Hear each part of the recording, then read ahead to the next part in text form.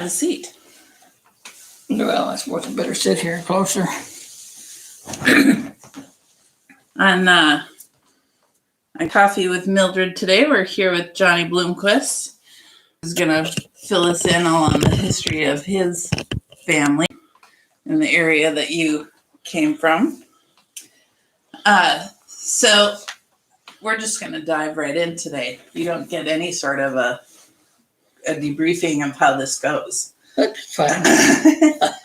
So how did your family come to be in Cook County? Well, they migrated from Vasa, Finland. They're Swedes that moved from Sweden to Finland. The Russians were going over to Sweden and taking the 18-year-olds and putting them in their army. And a lot of the guys jumped in a boat and rowed across that 60-mile channel there to Finland, and that's how they got there. And then for some reason they wound up here, and there was 3 brothers that came. 2 of them picked the name Nyland, and my grandpa picked Bloomquist, and that's how that happened. And they went to up by Ely there, and there's where the mine is, and they started working there. And then my grandpa come over here and he started clearing. Those days, if you proved up on some land, you could get 160 acres from the government, but you had to do some proving up on it. And the survey lines were so bad that he cleared a spot. I don't know if you've been over where your honey mowed the hay last summer or not, but the line was off by almost a quarter of a mile there from the highway. Oh, geez. And so he cleared a spot and built a house there, and then they told him he had to move, and he kind of lost it all right there, and he just kind of went goofy from there on in, and then my dad and the people from the area there, the Jacksons and a bunch there, they took the house down and moved it over to where the homestead is at just to the east end on the corner there. And this is out on County Road 14. That'd be it, yep. Yeah. And so that's how that all happened, and then they started clearing land, and so we had 160 acres, and then as we grew older, we got this acreage and that acreage, and at one time we had 640 acres. Oh my. And that was all contiguous, and it kind of wiggled around but it got down within a quarter of a mile of the highway, and it goes up quite a ways in the woods there. So I don't know, it goes up almost a mile in the woods. So it's north toward Bogus Lake. Okay. And that's how it kind of got started, and then I wound up, I had 2 sisters and 2 brothers. And who are your brothers and sisters? It's Thelma Pokorny. She lives in Nebraska. And my sister Shirley, she just got married last year at 87. For the first time? No. Okay. No, she was single for over 20 years. Okay. Her husband died. And then a guy by the name of Charlie McKelvey, he called his niece, Lynn Schulte, and I go there every morning to the station, and I help with some different things in the morning, and it's just something to do. And yeah. And so I've been doing that for, 20 some years or better. Mm-hmm.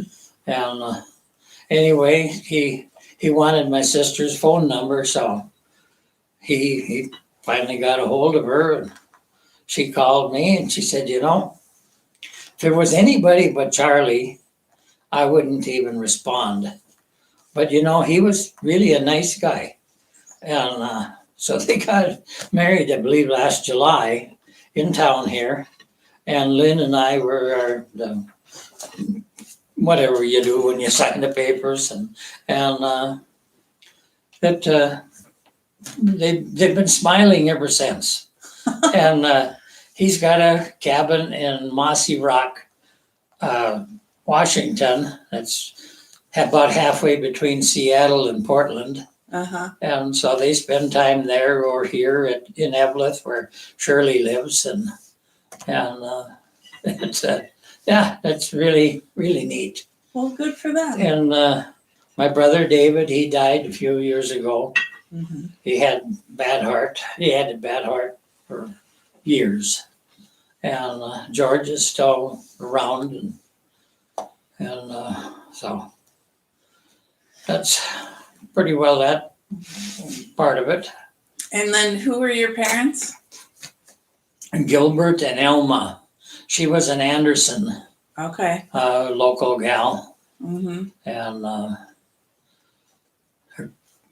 yeah, And it was your grandfather that came here, though. that's correct. And who did he come married, or did he marry someone here? No, he was married, but she came a couple of years after he got everything organized. Okay. And my dad was born in, whatever, up on the Iron Range anyhow. Okay. And things get a little mixed up nowadays. Yeah, that's all right. And so, yeah, So basically, the area you were in is considered Colville, that's right. right? And so it seems like it was a lot of Bloomquists made up Colville. Were there other families there while you were growing up? Lots.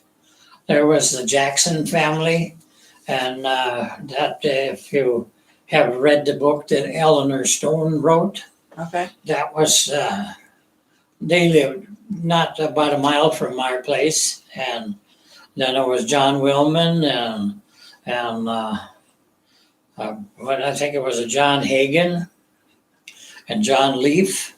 That's where George lives now. And John Leaf was Lois, Arlene Jarrett's grandfather. Okay. And her parents lived over where 60 and 14 meet Okay. on the west end of the 14.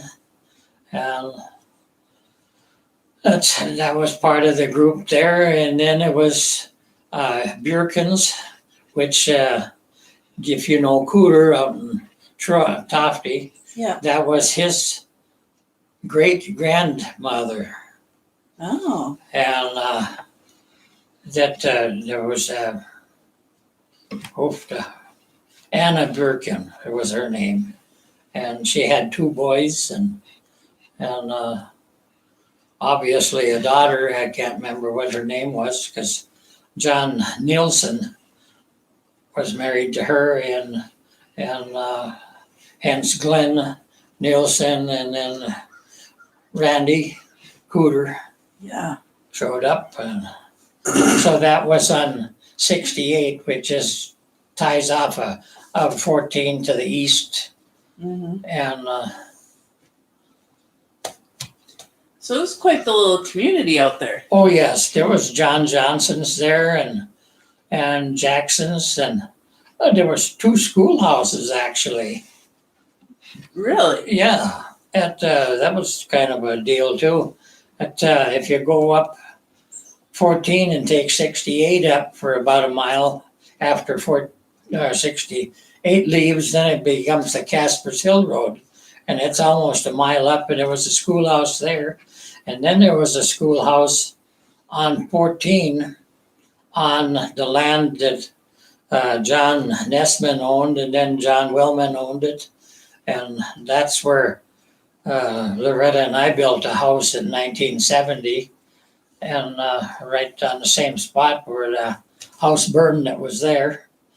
And so it was quite a bunch actually. And back up on the Caspers Hill Road, there was a logging camp that kind of tied between the two, just north of the west line of our homestead, went up and went almost to Bogus Lake through the woods there. And then there was Martin Huerta's sawmill and logging camp in there. And then there was Pete Elm. He owned the Federated store, which turned into Joins Okay. at one time. And he had a hill just south of the Bogus Lake. And then I don't know what her name was. They called her the teacher. And then Backstrom's lived up there. And, so there was a lot of people, and then there was people that lived up north of on that Caspers Hill Road too. There was people up in there. There was a teacher that lived up there, and I think there was some Olsons that lived there. Mm-hmm. So there were a lot of people around, and then to the west of us was Ole Overby, and then Frank Fredrickson, and then Tweest were there. John Tweest Sr. He was the first, and there's been two of them since. Okay. And so there was people all over, and So were there, I mean, it seems like there were so many people there. It was sort of its own little town. It had two schools. Were there other stores or? oh no, No, nothing like that out there, No. just the schools. yeah, And now I heard, did one of the schools burn down? yes, So how did that happen? on purpose. Did you hear that too? I might have heard that it was on purpose. Yeah, they're all dead, so it don't make no difference.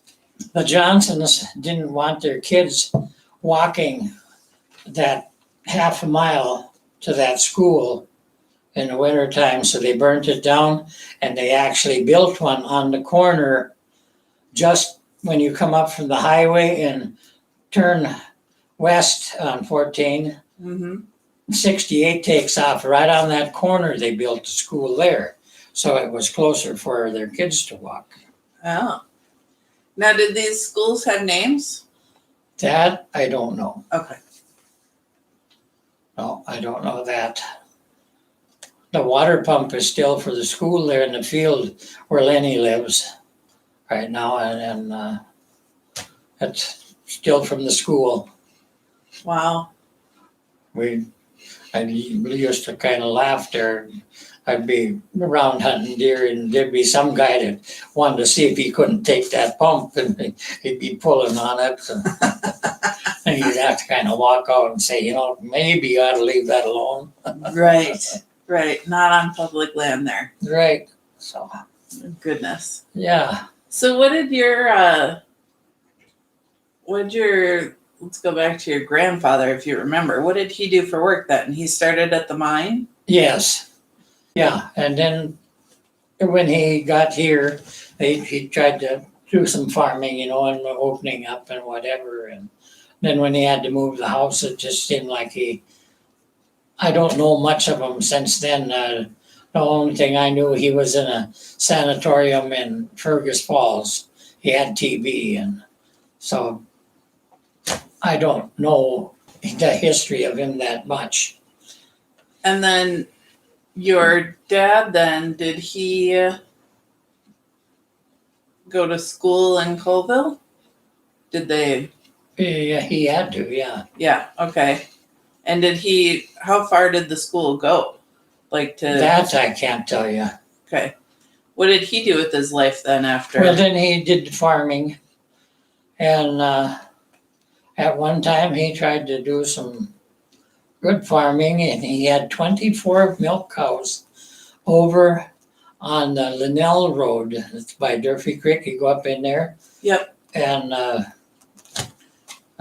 Danielson's own it, or somebody there. Altie is up there, but he owned it for a while. But that's where Upsall's had a farm, and there was a big barn there.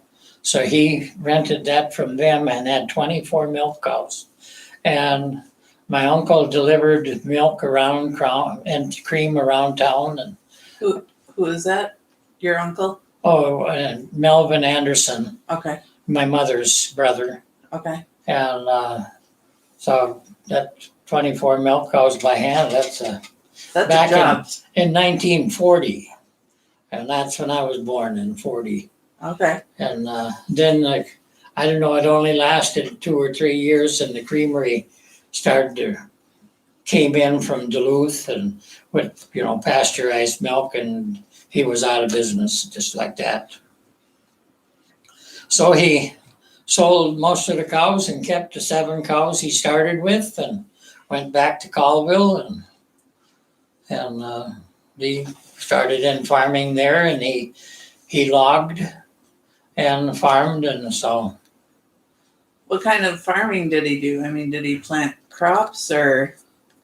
No, it was mostly hay crops and that kind of stuff. At one time he planted some oats, just to see, but he had one field that was always for alfalfa, and that's bad stuff for a cow to get into when it's growing. They'll bloat. Oh. And I know I seen him stick a needle in the side of a cow and let the bloat out, so she lived, and so you had to have that alfalfa fenced off really good, and one time he planted oats in a lower part of the ground there, and it grew. It was, oh my golly, it was 5-6 feet tall, and those days we had turkeys and chickens and pigs and of course animals, and the turkeys, they just roamed free. Mm-hmm. And I don't know, somehow we got them in at night so nothing ate them up, and some of those toms grew to 35 pounds, and we'd sell them to Mabel's Cafe Okay. at Thanksgiving. And the turkeys went in to that oats field, and they'd grab it with their foot and tip it over, and one 3-4 feet away would pick them off, and they'd go back and forth, and they cleaned that whole oats field and never wasted a kernel. Oh. That was pretty neat to see, but other than that, he was logging, and they made him and a guy by the name of John Isaacson work together, and they had a little sawmill that everything worked by hand. They had to push the carriage through the saw and all that, and they made fish boxes a lot. Oh. And sold them to the fishermen on the shore, and so that was part of it, and we had lots of potatoes. So between that and the eggs we got from 100 chickens that kept us in clothes, and flour and sugar and coffee, and the clothes were a little bit thin by the time we got them completely wore out, but it went from one to the other, and so it was a fun time. Yeah. So when your dad started logging and farming, did he do most of it did he have horses or anything? No, he never had a horse. Oh my. He had a 1927 Fordson tractor. It was steel wheels. Okay. And they didn't want to start with a darn, and he'd crank and crank and crank on that sometimes to get it going. And finally they made a magneto for him that you could put on, and then it worked a lot better. And so that was the tractor that plowed the fields and cultivated and whatever. And well, not cultivating. He actually took a 28 Chevrolet truck. I don't know, I imagine it was 1.5 tons or something like that. And he cut it off and shortened it up, and they made what they called it a bug or they had another name. Oh yeah, I've heard this before of using vehicles that they turn into tractors. That's correct. They call bugs. Yeah. So he took the 28 Chevrolet car and he cut it off and put that truck rear end under it, and it had better traction and it I don't know, it went maybe a slower speed, but that was used to pull a mower that actually horses had pulled, but he made it so that you could pull it with the bug so we could mow the hay. But we had a dump rake was the only thing to get it together. So when the hay was down, 5 of us kids had pitchforks, and we went and turned that hay so it would dry quicker by hand. And then you'd go in with the dump rake and rake it into rows, and then go lengthwise on a row and make it into piles. And then we'd put it on a dray or on an old truck and take it in, put it in the hay shed in the barn, and everything was by hand there. And of course, I was the littlest, smallest, scrawniest guy, so they had a pitchfork that was broke off, and I had to poke that hay in up right against the ceiling in the hay shed because we needed every strand we could get. Mm-hmm. And we had spiders back then. They had them white backs, and maybe you see them yet today. They're kind of fairly good size. They got a white back on them, and scared. I was scared one of them was going to eat me or something in there, but there was no choice. You either went or your ear got long. Right. So, yeah, that was the farming part. And my dad cut pulpwood in the wintertime, him and John Isaacson. And of course, men come and hauled that, and they had no loaders. They had a picaroon, and they pulled up by the pile. And my dad and John used to put the bigger butts up on top of the pile. They'd roll them up on top so they could just slide them on their truck and then take it to the pulp landing. And so those guys worked hard. Yeah, that's an understatement. Yep, they're pretty good sized guys, but boy, they had to be tough. Frankie Foster was one of the guys that did that kind of work, and Albert Melner did that at one time, and he was married into the Jackson family. Mm-hmm. And it's And you thought, oh, this is a fun way to live, so I'll do the same thing. Yes and no. No, we tried logging, and the machinery wore out, and we would have had to reinvest. We had $750,000 in logging machinery in the 70s and 80s, and we would have had to start going more. But then my brothers decided that they didn't really want to log anymore. They thought they could make some money selling land, so they sold about half of it, and I went to work for Hedstrom's, and in the process I spent about 14 years at Hedstrom's in the garage and in the log yard, scaling and cleaning up the yard and keeping things in order and out there. And So did you work for the Hedstrom brothers themselves? Were they still there? Yeah. Who would have been there? Well, there was Andy was kind of out of the picture. He was pretty well crippled. But Philip and Carl and who lived on the north side of Devil's Track, Jim and his wife Oh, Wes. Wes, yeah, he was there, and Roy. And that was, I think, the only ones that were left there. Yeah, they were the only ones when I was there. But that was, yeah, they were a pretty good outfit to work for. Mm-hmm. But you did your job, and you did your job, and they left you right alone. Who are some of your favorite people to work with there? Oh, I don't know. I worked with Ronnie Wilson for 14 years, pretty much in the garage.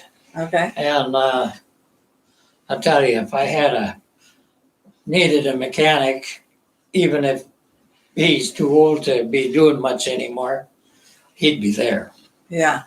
He did things by accident that most people would only hope to do. And fast, it was just bang, bang, bang, and things were done, and they were done right. I think in the 14 years we had to go maybe get a truck off the road 2 or 3 times. And that's pretty remarkable. Yeah. That, yeah, I liked him. Edward and Stanley Hedstrom were there. That they were really good to work with, and Wes, and they were all good to work for. That I didn't like to see the takeover when they kind of kicked Ed and Stanley out, but that's the process of life. Mm-hmm. And so that ended in, what the heck was it? 90, I guess. They had bought the sawmill, in Two Harbors, and that didn't fly. So there were 100 people working at the mill up here on the hill, and right now it's working with right around 40, and almost doing the same production. Mm-hmm.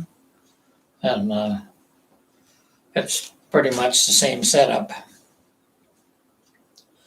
So one day it was my turn to be kicked out, and you got nothing to do, you've got to go. Yeah. And so they took 8 of us off the workforce there one time, and then it just kind of dwindled a little bit at a time, I guess. Mm-hmm. So It is so fun to hear about the community and how everybody is sort of woven together of your generation, and 10 years either side of that, of you knew everybody, pretty much, yep. you worked with everybody or had some sort of interaction, and it's different nowadays. It is, and it's, we had 9 guys working for us in the woods. We had a couple of Hans and a couple of slashers, and we had about 3 skidders and something to cut the trees down with, and so it took quite a few guys, and my life was kind of used up at that point in time. For about 10 years, I spent a lot of time either working or fixing. Oh yeah. Because a lot of people don't realize when you own something and you got guys working for you, you have to provide a job for them the next day. Mm-hmm. And if they're there with nothing to do, you still have to provide the job. So there was lots of nights I was putting my head on a pillow at midnight. My tail end was on a truck seat at 5 a.m. And so about 10 years of that, I was ready to call it a game too. Yeah. It kind of gets old after that. Yeah. You get yourself into it and you're stuck. Right. There's no backing out. You're going to wind up paying for machinery you don't have, or or using it, and so getting going, and it was it was a kind of a monumental wake up when you got to the end of the road and decided to sell out, and you wound up with nothing. Uh-huh. In fact, a bill. Yeah. We had owed 200,000 when we sold out at the auction, and of course, when you don't have any investment credit, you pay taxes. It was $36,000 in taxes. Oh, ouch. That was some of the best money I ever spent to get out of that. I can understand that. Yeah. What was I know too, like your dad with the bug. Like, how did those guys ever? They were such inventors. How did they come up with that? Or was it, because I know there was a number of them in the county. Yes, there was. So did one guy figure it out and mention it to another guy, or? Well, this, I don't know how that all got started, but my dad was pretty good mechanical guy, and I mean, he hacksawed a lot of stuff apart and drilled holes and put it together again, and all by hand. Yeah. And I didn't know. Throw something on a unit and tip things over and it gets cut off or any of that. It was all by hand, and And they didn't have Google or anything. I mean, no, they had to come up with it on their own. Yeah, and to get a shaft to go from a transmission in a car into a rear end, somebody had to do something. So I imagine Bolly's blacksmith shop had to get involved there somewhere to do some thing to make things fit together right, and whatever. And nothing went fast enough, so it had to be balanced, and so it wouldn't vibrate and all this other stuff. But Right. it was all slow moving stuff. But those bugs worked just like a tractor. In fact, I think it's still sitting in the weeds or someplace. It'd be fun to put back together and go. That would be great. Yeah, You could drag it out of the woods, bring it down to Bolly's, and work on it there. there you go. What was his best invention, if you can think of it, or the best thing that he ever put together? I don't really know. It probably was like the bug or something like that there, because I don't remember him doing too much other stuff. With their logging, he bought an old Caterpillar, and it had a blade, but he took it off, and I tried to put it on, but he wouldn't show me where the parts were and didn't want it on there, so I tried my darndest to put that blade on because I wanted to push something. But he didn't want that cat to be used for that because it was old at that time. I think it was a 39 Caterpillar 22. I think David Berglund got a couple of them like it. Uh-huh. And he used it to pull a dray and take the pulpwood out of the woods. So that's what he used that for. But he was good at doing all kinds of stuff. It was pretty handy. He could keep things running. And what did your mom do? She was busy cooking and cleaning for 5 kids and her mother-in-law and the guy that John Isaacson that my dad worked with. So she would make 10 loaves of bread twice a week to keep things going. In a wood cook stove? Or? Oh, absolutely. That's all we had. Yeah.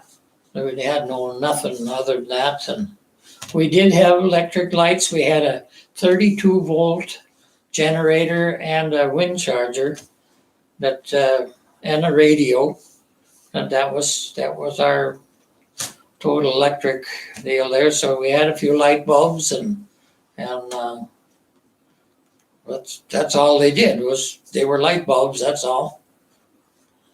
And then later on, as the resorts got power, rural power, then they had 110 volt generators. We got them, and so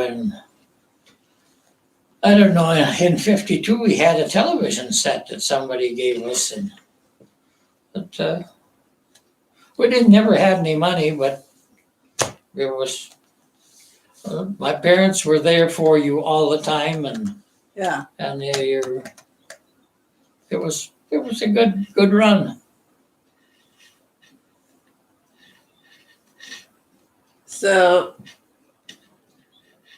what got a TV in 52? Was that pretty fascinating, or was it, It was a snowbank. You could see something in it, but yeah, it was just an antenna that got TV from Duluth, and nothing was good. The TV was something that somebody else had thrown out, and the antenna also, and so it was just, there was something, yeah, it was different. That was something special back then, Yeah. Did you do any, was a trip to town a big deal? To Grand Ray? Not normally, but 4th of July and Fisherman's Picnic was definitely a big deal.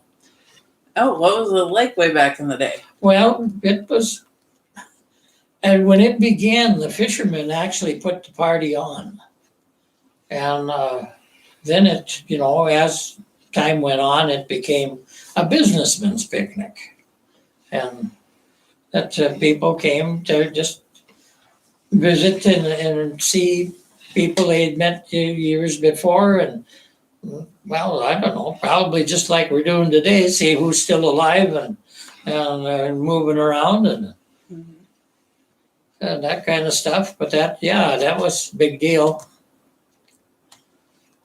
But we learned awful quick that when you're handling a firearm, you know what you're doing with it. My dad and another guy, they were trying to kill a squirrel, and they happened to get on the other side of the pile. And my dad had a little growth right here in the corner of his nose where a 22 short went in when he was 12, and it was still in line with his years when he was 91 and died of other causes. But that encapsulates in you, and it just locks in there. Mm-hmm. And so there was no question about when you came out of the woods with a firearm, it was unloaded. And you made darn sure it was unloaded. Because there again, you'd get a good talking to, and maybe your ears get a little longer. Mm-hmm. So, yeah, when Carol and I got together, she was kind of afraid, and I said, "You don't have to worry. I've had a treatment." Yep. You don't, and you don't. If people get so nervous to shoot a deer, they're throwing things together and doing all kinds of stuff, and if you're going to do it, you're going to do it. You can't screw it up. If it's going to be your deer, you can't even fool. You can't make a mess and not get that deer. And if you're not gonna, I don't care what you're gonna do, you ain't gonna get it. Mm-hmm. And so you guys did quite a bit of hunting as well, too. Oh yeah, that was another big deal. The deer season. My dad's cousin, Carol's uncle, would come from the Iron Range, and it was just a barrel of laughs from Thursday afternoon at 3:00 when Bud would pull in, and till the fish hunting season was over. It was just fun time. And even before that, we had hunters that came and they stayed in the shack that was right on 14, right where our driveway went in. And those guys were well drillers and farmers and car dealers and whatever. So they had enough money to come and go and play and whatever. And yeah, we'd get off the bus and they'd be there with candy bars and whatever. And yeah, I mean, we looked forward to hunting because those guys were just fantastic. They just treated us kids so nice that and my parents, just fun. You look forward to it for those guys to show up. So did your dad was he a deer hunting guide, or how did these guys find this deer shack in Colville? Well, I guess I don't know how this shack got there, but I know there'd be 10, 12, 15 guys would come and stay in there. It was big enough and bunks, and they all just had a ball doing their playing cards and hunting and whatever. And no, I don't think he ever guided them. They just took off, and we had lots of area in the woods there that was the cows would roam, and they kept everything. The pasture was chewed right flat, all over. Yeah. Because we had 7 cows and I don't know how many calves, and so there was a lot of mouths to feed, and they wandered through the woods and did that, and so there was places for hunting, and I don't know where all those guys went, but I know one guy would go up and get on Pete Helms Hill, and that was it had burned over, so it was pretty clear. And he had a real big rifle, a 300 H&H Magnum. And when he pulled the trigger, I watched him when he was sighting it in. He'd put it across a water pipe that went between the house and the barn and shoot at a can on the hillside there. And when he pulled the trigger, it looked like he slid backwards 2-3 inches. It was biggest shell I ever seen. Yeah. And but he'd do that just for long distance shooting, and that was his game, just see how far you could shoot a deer at and be accurate. And so yeah, fun guys to have come, just neat people. They came from Brownton and Gaylord and Fairmont and all over the area down that way. Wow. So as a kid, what were some of the highlights or your sweetest memories? I don't know.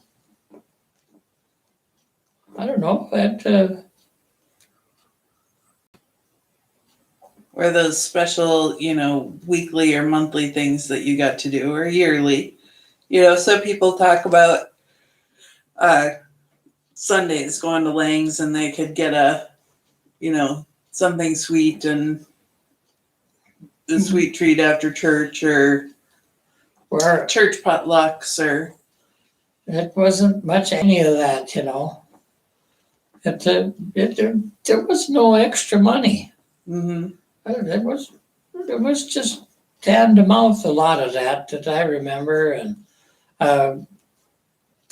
once a month we'd get, my mom and dad would buy 2 boxes of Hershey bars. And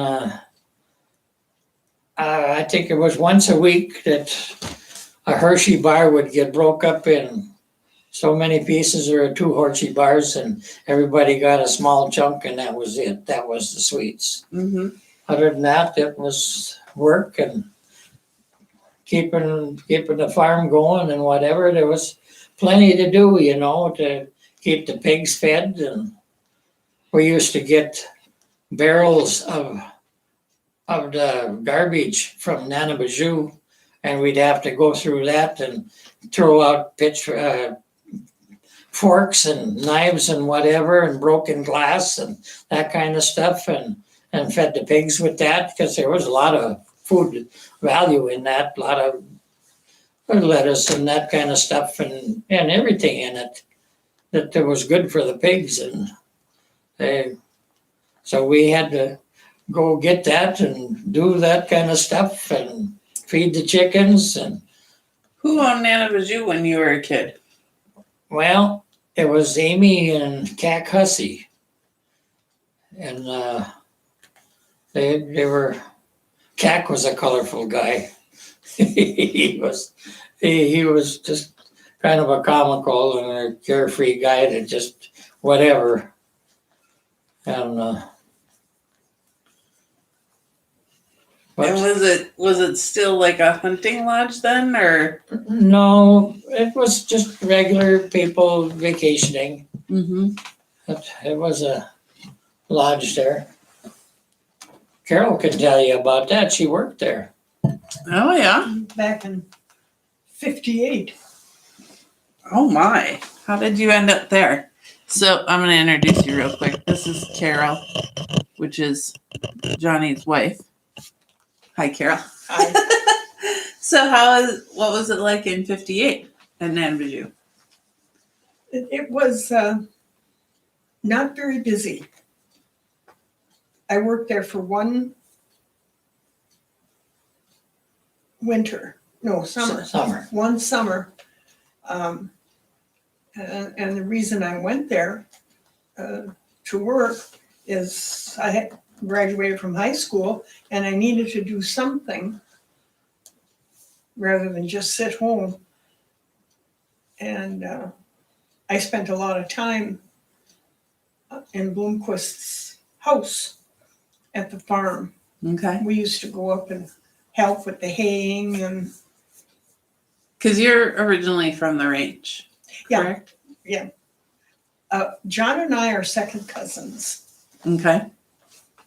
So I knew him when he was in diapers. Oh, darn, they're back there. Yeah. So, but Nana Bijou was a small, and when I first got there, I was made prep, kitchen prep, housekeeper,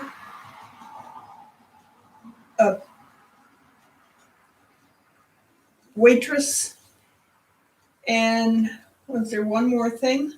Dock boy. Oh,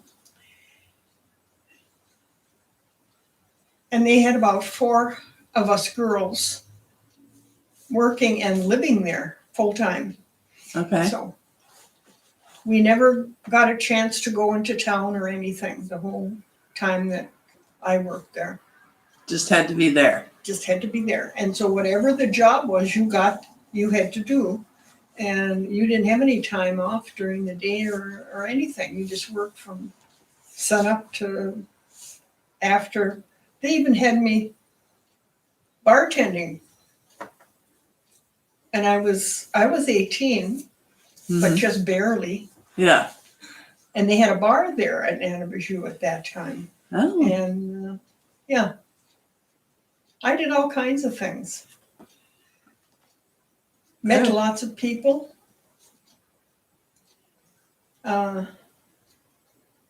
Yeah, and so would people come up from the cities or? yeah. They would come up and I'm not sure if they fished or what they did. What did they do, John? Yeah, well, I think they did all the same stuff they do today. Just vacationed and Yeah, come up, and some went fishing, some just vacationed. It ain't changed much in that respect, I don't think. Mm-hmm. it certainly was nice. Good cook. We had a good male chef at that time, and he was good, but a drunk. Mm. And couldn't depend upon him always to be sober when he needed to be cooking. Mm. So, needless to say, a lot of the wait staff, there were 3 of us girls, learned how to fill in, make things go smoothly so nobody would know. Right. Yeah. What a fun experience. Yeah. There was an old guy that worked there as kind of a maintenance guy or whatever, and he just did a little helping here and there. He was old, Mm-hmm. and we'd go down there to get the garbage, for the pigs and stuff like that there, and he'd always chase us around and want us to give us a snooze kiss, he said. So we'd be running away from him. He was kind of a neat guy. Charlie Happy was his name. Oh. So it was a neat way to grow up. You didn't really have anything of value, and it just, everything just kind of flowed together, and you hope for the best. Mm-hmm. And somehow it worked out. Nice. But that's where I'm at again. I've got a whole slug of machinery. None of it is of any much value, but it's fun to play with, and most of it runs. And I get things. A guy gave us a front end loader with a transmission out of it, and he said, if you want it, you can have it for nothing because I ain't gonna fix it. They want $17,000 to put the transmission together again, and this thing is worth maybe $6,000. So he said, if you want it, just come and get it. And so that's what happened. And I had this 2 boxes of parts.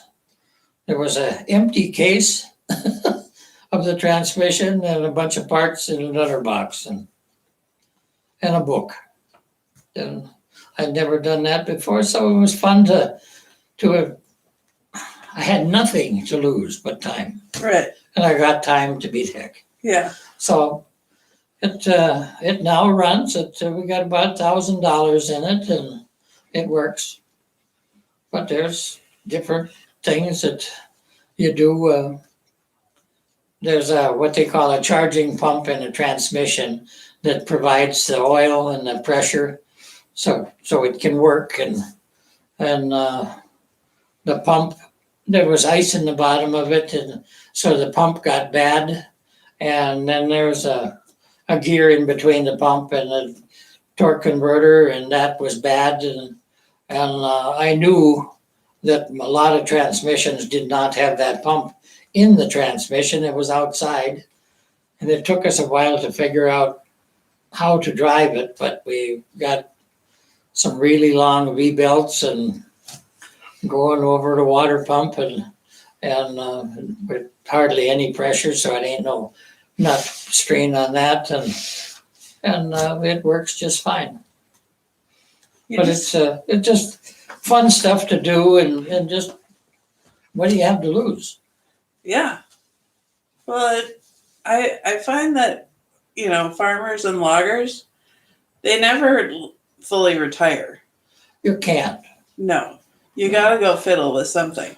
I am so lucky. I don't know why she showed up here and stayed with me, but she has, and for 32 years, and we've been chasing moose. We wore out 2 pickups chasing moose, and doing calling and looking for antlers and all that stuff. And you've seen the antlers we got, and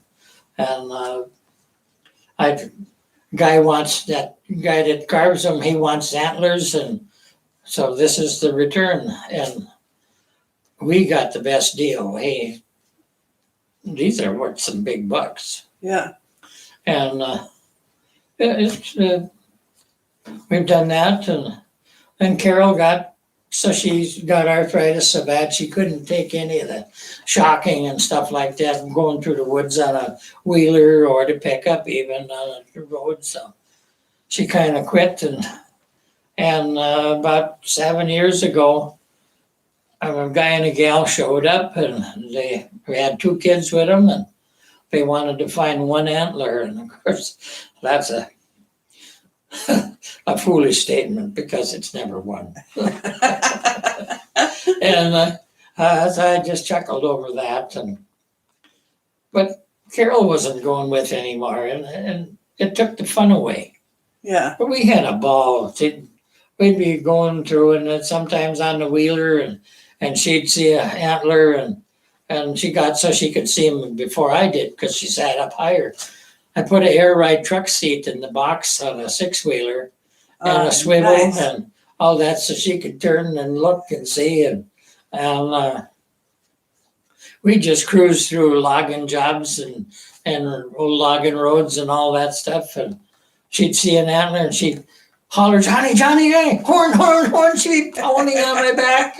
I mean, that was the fun, and it all went away when she quit. So when these guys showed up, there was a lot of snow, and I knew they weren't going anywhere, but they wanted to go to Brule Lake, and they weren't going nowhere. It was full of wet snow, and nobody goes. So I talked to Carol. I said, what do you think? If I tell them they show up again on next Saturday, tell them if they bring kids every time they come, I'll show them every place I know to look for antlers and how to find them and how to call and do the whole thing. And she says, go for it. I have had a ball. They've come, and now, of course, the kids have grown up, and so it's kind of petering out, and it's just the guy and gal coming now, kind of, and maybe 1 or 2 of the kids once in a while, and so it's kind of petering out, but then so am I. I ain't doing so good anymore either. Well, we'll have to find you some more kids. Well, yeah, but you gotta get me some hind legs that can go with them.